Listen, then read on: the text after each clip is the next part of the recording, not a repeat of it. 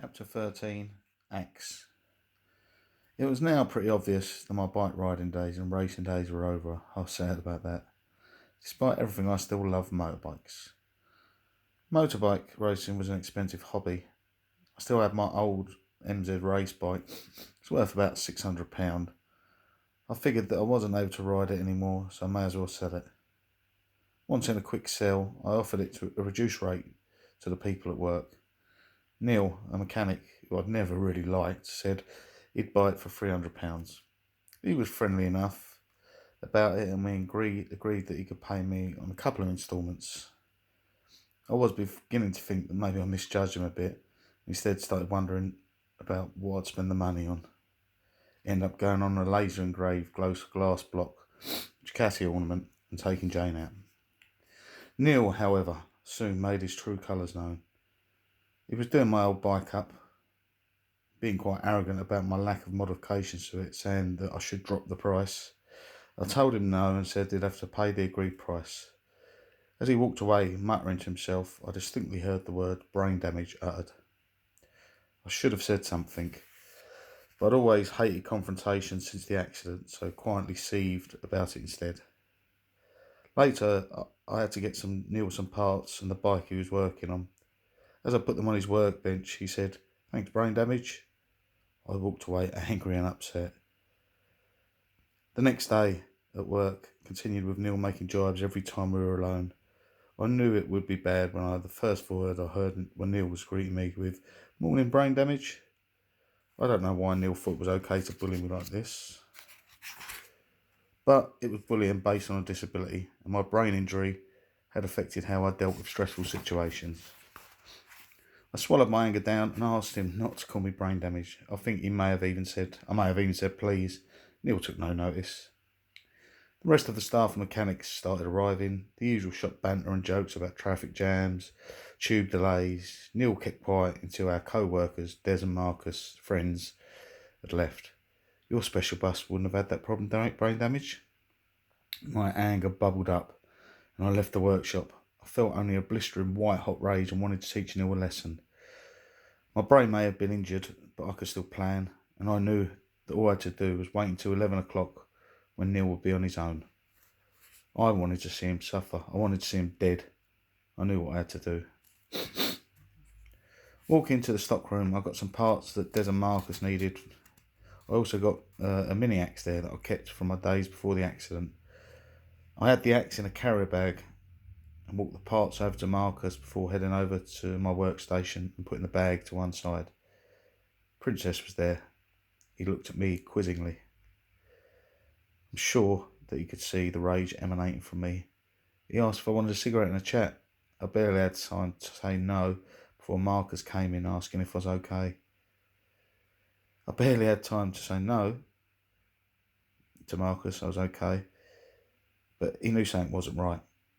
He'd been concerned by my silence when dropping his parts off. I muttered that I was fine, but Princess told him to tell Neil to stop teasing me about brain damage. I wondered if it would work. I think Marcus had a word with Neil. Just before 11 o'clock, he wandered in to get some parts and said something. Neil was standing very close to me and whispered, "Brain damage," in my ear so quietly I could barely hear it, let alone anyone else.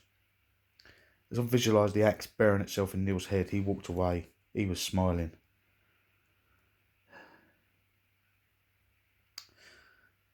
Walking back into the workshop, reaching into the carrier bag, I went to grab the mini axe, but suddenly Princess's hand was on mine. We were struggling for the axe. I wanted blood, Neil's blood in exchange for every word, every sneer and arrogant put down. Princess and I struggled for a few seconds more, until he'd disarmed me with one sentence.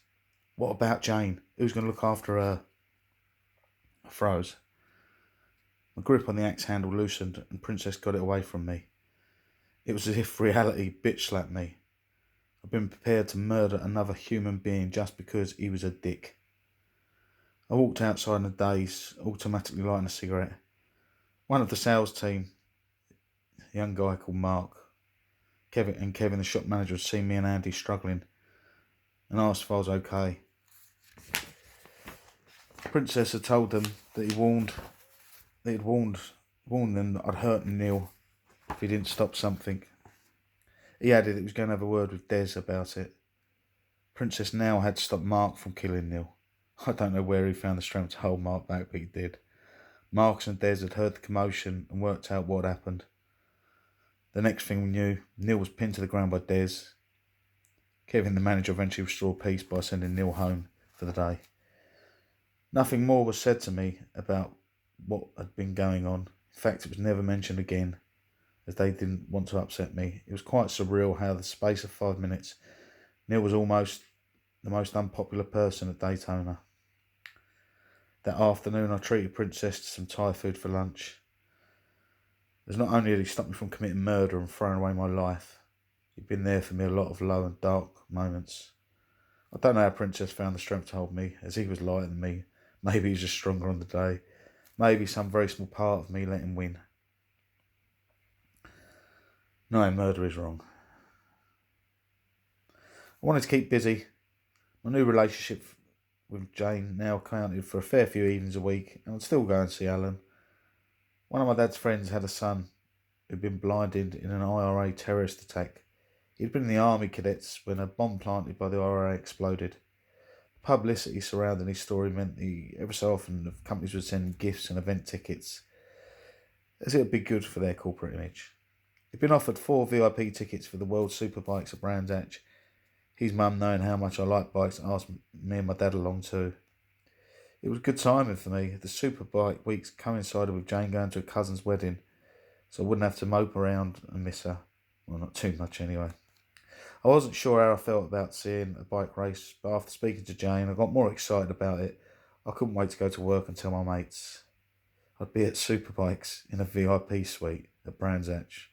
I couldn't believe it. Even Neil came to speak to me about it. He was very careful not to upset me, but as Princess said, he's shit scared of Des. Soon Superbike Sunday came. Me and Dad were excited about watching the race. Driving to Brands Hatch, we saw thousands of motorcyclists heading to the Kent track too. We entered Brands Hatch via Scratcher's Lane. One of my aunties lived nearby, and I had a sudden flash of memory. I remember riding up and down the lane on my bike.